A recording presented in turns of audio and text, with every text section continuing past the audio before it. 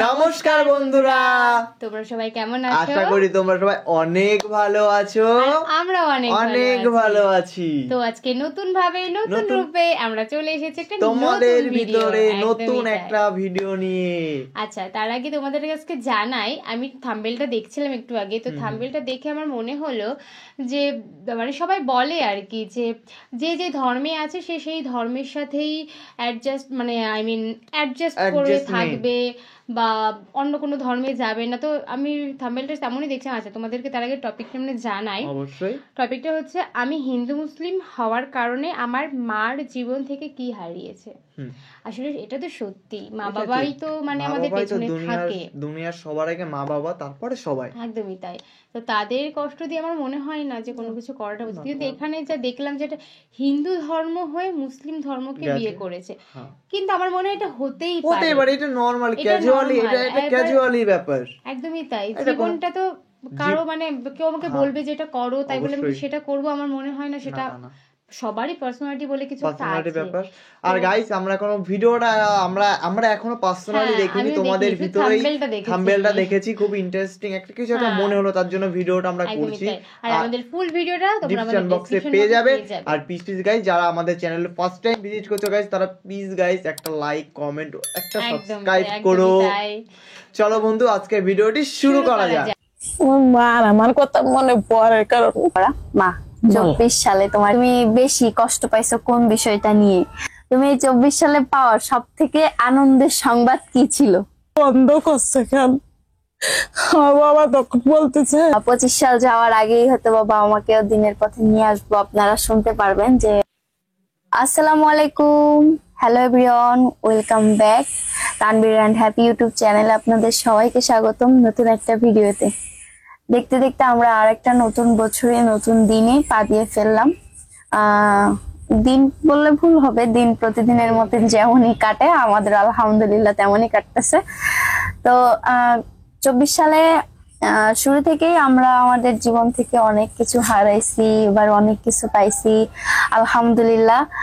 24 সালেই আমি আব্দুর রহমানকে মুসলমানি করাইতে পারছি এবং আব্দুর রহমানকে দ্বীনের পথে আনছি। বাবা মাকে অনেক দাওয়াত দিছি, কিন্তু বাবা মা এখনো দ্বীনের পথে আসে নাই। কিন্তু ইনশাল্লাহ বাবা মাকেও হয়তো আমি এই 25 সাল যাওয়ার আগেই হয়তো বাবা মাকেও দ্বীনের পথে নিয়ে আসবো। আপনারা শুনতে পারবেন যে আমার বাবা মাও ইসলাম চলে আসবে। যাই হোক, তারপরে হচ্ছে আমার মায়ের কাছে আমার আজকে কয়েকটা প্রশ্ন, সেই জন্যই হচ্ছে মূলত আজকে ভিডিওটা করা। মা, 24 সালে তোমার জীবন থেকে সব থেকে তুমি বেশি কষ্ট পাইছো কোন বিষয়টা নিয়ে? যে আমি না, তো কষ্ট তো পাইছো এটা তো জানি, অনেক কিছু নিয়ে কষ্ট পাইছো, কিন্তু সব থেকে বেশি কোন বিষয়টা নিয়ে কষ্ট পাইছো? সবচেয়ে বেশি কষ্ট পাইছি আমার সবকিছু হারাই গেছে, তাতে আমার কোনো কষ্ট হয়নি বললেই চলে। কিন্তু আমি সবচেয়ে বেশি কষ্ট পাইছি যে আমি জানি পৃথিবীতে ছেলেমেয়ের সবকিছু হারিয়ে গেলেও মা বাবা হারিয়ে যায় না, কিন্তু আমার জীবন থেকে ওই জিনিসটাই হারিয়ে গেছে। কারণ আমি ওই জিনিসটা হারার কথা আর কি ভুলতে পারিনি। আমার স্বামীর সবকিছু হারিয়ে গেছে, তাতেও আমার কোনো কষ্ট নাই, কারণ একটা বছর দীর্ঘ পার হয়ে গেছে। আমার বাবা মা এই যে এই পুলিশ লাইন, আমার বাসায় আসতে 2 মিনিটও লাগে না, সেন্দে আমার বোনের বাসায় যাওয়া আসা করে, অথচ আমার কাছে একটু আসে না। কারণ আমার জীবনটাই এরকম। মা বাবার কথা বলতে গেলে হয়তো অনেক কষ্ট হয় আমার, কিন্তু তারপরেও তারা এখন পর্যন্ত কোনো সময় আমার একটু খোঁজ খবর নেয় না। তাহলেও আমার কোনো কষ্ট লাগে না, যে আমি মনে করি যে সব মা বাবা তো একরকমের হয় না। হয়তো আমরা 5টা ভাই বোন, তো ছোট থাকতে আমি খুব কষ্ট করছি আমার মা বাবার সংসারে। তখন আমি ভালো মন্দ কিচ্ছু বুঝি না, সবাই কম বেশি জানে আমাদের ভিতরে মানুষ মারা গেলে পুরায়, আমার বাবার সঙ্গে আগে তো গরুর গাড়ি ছিল, তা গরুর গাড়িতে আমার বাবা উঠলে আমাদের গরুতে পারতো না। আমার বাবা অনেক বড় মানুষ, শরীর স্বাস্থ্য ভালো, আমাকে নিয়ে যেত। তা যার ধান আনতেছে ওই লোকটা আছে আমার বাবার সাথে। এখন আমি বলতেছি, বাবা ওইখানে আগুন জ্বলতেছে কেন, আর অত জোরে জোরে মানুষ জাওর দিচ্ছে কেন? কিন্তু আমি তো বুঝি না যে তখন যে মানুষ মারা গেলি ওই বোলটা দেয়। তারপরে আমার বাবা ওই বিটাটাকে বলে ফেলাইছে যে উনি একজন মানুষ এরকম কথাটা বলতে গেছে, তোমার বাবারে দাবড়ি দিছে। তখন আমার বাবা, আমি ছোট্ট মানুষ তো, ছোট্ট মানুষের ছোট্ট বুঝ দিচ্ছে যে বাবা এখানে মানুষই বন ভাত খাচ্ছে, তার জন্য আওয়াজ হচ্ছে। এখনো বলতেছি, বাবা তাহলে বন ভাত যদি খাবে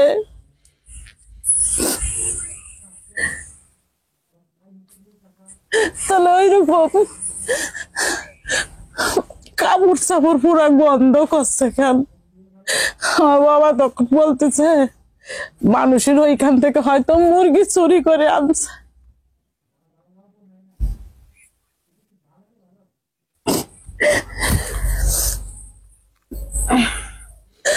এখন ওই মুরগি চুরি করে আনছে, ওই মুরগি হয়তো পুরাচ্ছে তাই গন্ধ। কিন্তু সকাল হয়ে গেছে, এখন আমি আর আমার বাবা এখান থেকে আসতেছি।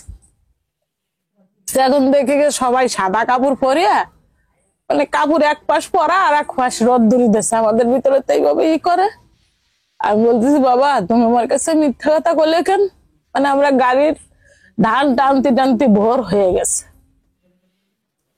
তখন বলতেছে, বাবা তুমি ছোট মানুষ নিয়ে যদি ভয় পাও তার কারণে এইটা বলেছি। তো তখন থেকে আমার যতদিন বিয়ে না হয়েছে আমার বাপ মার পাশে আমি সবসময় ছিলাম। আর সবসময় আমার বাবার যাতে কষ্ট না হয়, আমার মার যাতে কষ্ট না হয়, আমি সেটা করার চেষ্টা করতাম।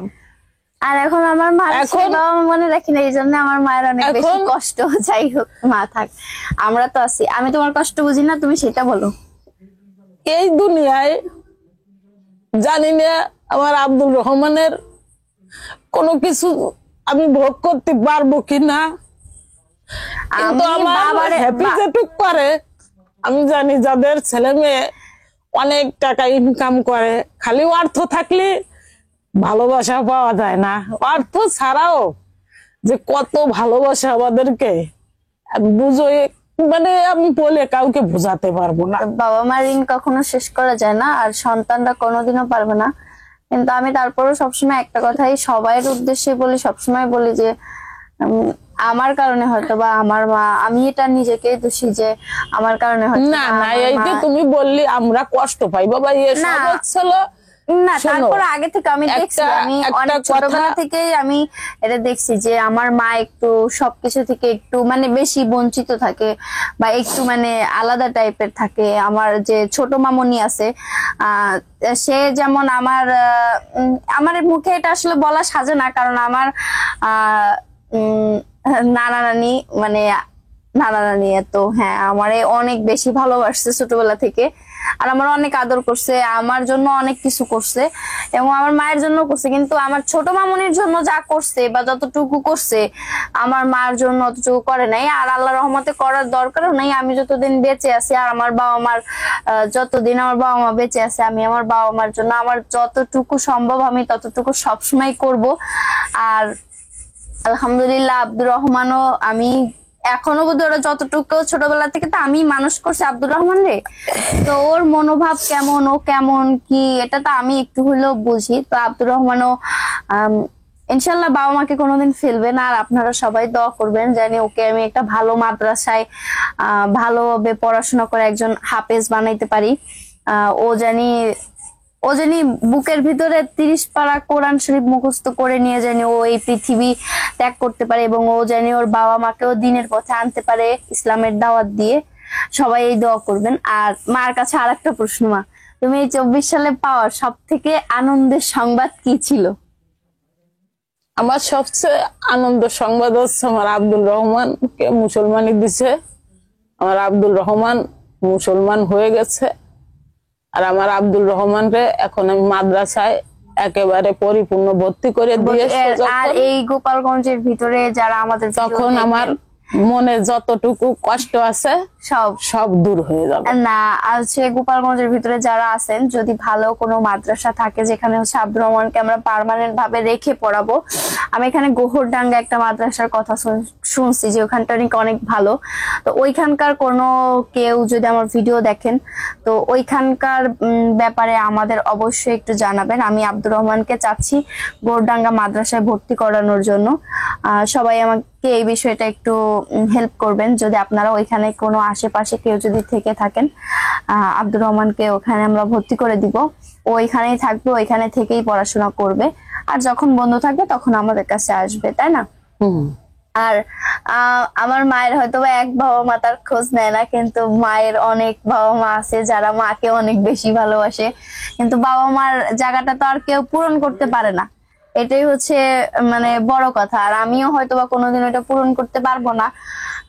যেমন আমার বাবাও হচ্ছে আমার মানে কি বলবো, আমার বাবার বাবা মার সঙ্গে কথা হয় না, যোগাযোগ হয় না, অনেক কিছু হয়েছে আমাদের সঙ্গে। এই 24 সালে অনেক স্মৃতি জড়াইছিল এই 24 সালটা। তো আমি বলবো আমার জীবনে যে দুর্ঘটনাগুলো ঘটেছে এরকম যেন আমার হয়তো মানে একটা মানুষের ভালোবাসার মানুষ তো সবাই থাকে না, খারাপ মানুষও থাকে, খারাপ ভাবেও দেখে। যারা আমারে খারাপ ভাবে দেখে তাদের জীবনও যেন কোনোদিন এরকম দিন সময় বা এরকম দৃশ্য যেন দেখতে না হয়, আর যেন কোনোদিন না আসে। আমি সবসময় জন্য এইটা কামনা করি। আর আল্লাহর কাছে সবার জন্য আমি দোয়া করি যে আমার হয়েছে আর কেউ যেন না হয়, কারণ আমাকে সহ্য করার ক্ষমতা আল্লাহ দেশে বিদায় আমি সহ্য করতে পারছি। আর আমার দীর্ঘ বিশ্বাস ছিল যে আমারে মানে আগুনের ভিতরে ঠেলে দিয়েছে সে আমার আগুন থেকে তুলে আনবেই আনবে, তাই সে আনছে। আর আমি সেইখান থেকে উঠেও আইছি। আল্লাহ যদি আমারে বাঁচায় রাখে তাহলে আমি হয়তো সামনে ভালো দিন দেখবো। আর এর থেকে হয়তো বা খুশির কোনো মানে এর থেকে খুশির হয়তো বা কোনো দৃশ্য হইতে পারে না যে একজন হিন্দু মায়ের ঘরে দুজন সন্তানই তার মুসলিম দিনের পথে আসছে। তো আমি সবসময় এটাই সবাইকে বলি যে আমাদের দেখে যারা ঘৃণা করেন বা আমাদের সহ্য করতে পারেন না, আমাদের দেখলে খারাপ লাগে, তারা আমাদের দেখবেন না, আমাদের থেকে দূরে থাকবেন। আমাদের দয়া করে কোনো বাজে কমেন্ট করবেন না, কারণ আমরা এমন বাজে কিছু করি না যে তাতে আপনাদের বাজে গালি বা কথা আমরা মানে ওইটা শোনার কাজ আমরা করি না। সমাজে আরো অনেক মানুষ আছে অনেক বাজে কিছু ছড়ায়, তাদেরকে গালি দিয়ে হয়তোবা খারাপ কমেন্ট করে দেখেন তাদের ভালো করতে পারেন কিনা আপনারা। আর আমি এর থেকে বেশি আর কিছু বলবো না, কারণ আজকের ভিডিওটা ছিল হচ্ছে পুরোপুরি মাকে নিয়ে একটা করার, এই যে মায়ের 24 সালটা কেমন কাটলো। তো মা তো বললোই মায়ের 24 সালটা কেমন কাটছে। সবশেষে আমি আর একটা কথা বলবো, সবাই আমার মা বাবার জন্য দোয়া করবা। হ্যাঁ, আর আমার পপির জন্য দোয়া করবা, সবাই আমার গুণের জন্য দোয়া করবা, তারা যেন ভালো থাকে। আর আমরা বাপ মা যেন আরো দীর্ঘদিন বেঁচে থাকে, কারণ হয়তো তাদের সাথে আমার আর কোনোদিন দেখা হবে না, কিন্তু তারপরে আমি দূর থেকে যেন শুনতে পারি আমার বাপ মা বেঁচে আছে এবং আমার ঠাকুর মাও বেঁচে আছে এখনো। তারা সবাই ভালো থাকুক, আমি এইটাই চাই। আর তারা আমারে যদি দোয়া নাও করে তবুও আমি মনে করবো যে তারা সবাই আমাকে দোয়া করে। বাবা মা অভিশাপ দিলেও দোয়া হয়তো কারোর মনে না পড়লেও মার আমার কথা মনে পড়ে, কারণ কিন্তু তার নারীদের সেরা ধন।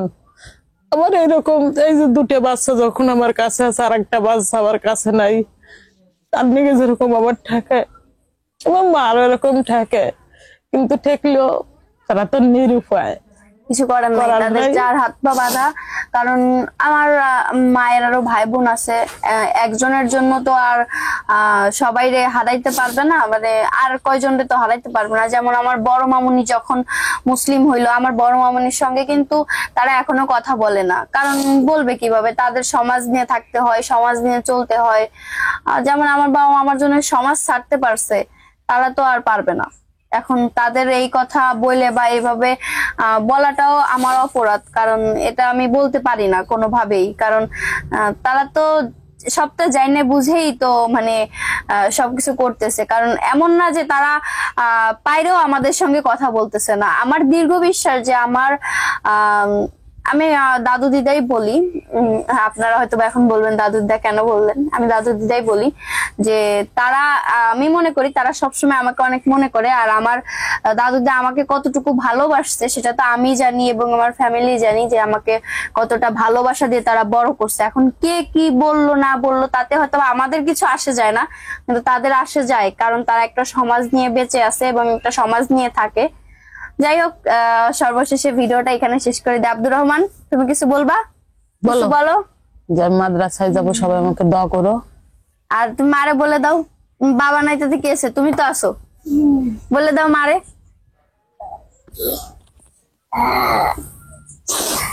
বলো, মার বাবা তোমার ডাকে না বাবা, তাহলে মা কান্দে কেন? কেটো না, কামড়াও না। বলে দাও মারে। আমি বলে তুমি বলবা না? তাহলে আমরা এখন তো বন্ধুরা, তোমরা তো সবাই দেখলে ভিডিওটা, খুবই একটা দুঃখের একটা ব্যাপার। একটা মানুষের লাইফের থেকে অনেক কিছু হারিয়ে গেছে 2024 সালে। একদমই তাই। একদমই মানুষের, আমি মনে করি মানুষের জীবনে যেমন দুঃখ আছে তেমন সুখও আছে। সুখও তো আছে। নিশ্চয়ই ওনাদের জীবনে এখন হয়তোবা দুঃখের দিন চলছে, কিন্তু একদিন না একদিন ঠিক সুখের দিন আসবে। আর উনি একটা কথা বলছে, পয়সা থাকলেই যে সবাই তোমাকে ভালোবাসবে বা পয়সা থাকলেই ভালোবাসা পাওয়া যাবে, এটা কোনো বড় কথা না। পয়সা ছাড়াও কিন্তু অনেকে আছে যে তারা খুবই ভালো, যে পয়সা থাকলেই যে খুবই বড় হওয়া যায় এটাও না। নিজের কাছে সম্মানটা সবার আগে, তারপরে সবকিছু। একদমই তাই। আর নিজের মা বাবা যেখানে বোঝেনি, ওনাকে যেমন ওনার মা বাবা বোঝেনি, আমার মা বাবা এখনো সত্যি বোঝেনি। ওনার ওটা খুব দুঃখের একটা জায়গা যে একদম ওনার বাড়ির পাশে ওনার বোনের বাড়ি, সেখানে যদি বাবা মা আসে ওনার খবর নেয় না। হ্যাঁ, সেটাই।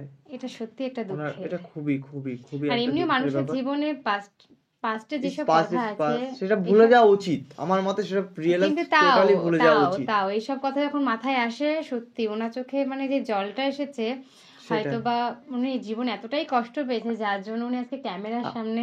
আর গাইস, একটা কথাই বলবো, যে ভিডিওতে তোমরা সম্পূর্ণ দেখে থাকো তাহলে সিরিয়াসলি তোমাদেরই খুবই খারাপ লাগবে। তোমাদের নিজেদের চোখেও আশা করি জল চলে আসবে। আমারই চোখে জল চলে এসেছিল, আমারই খারাপ লাগছিল গাইস, কি বলবো। আজকের ভিডিওটা এই অবধি, এখানেই আমরা শেষ করছি। Tata guys. টাটা।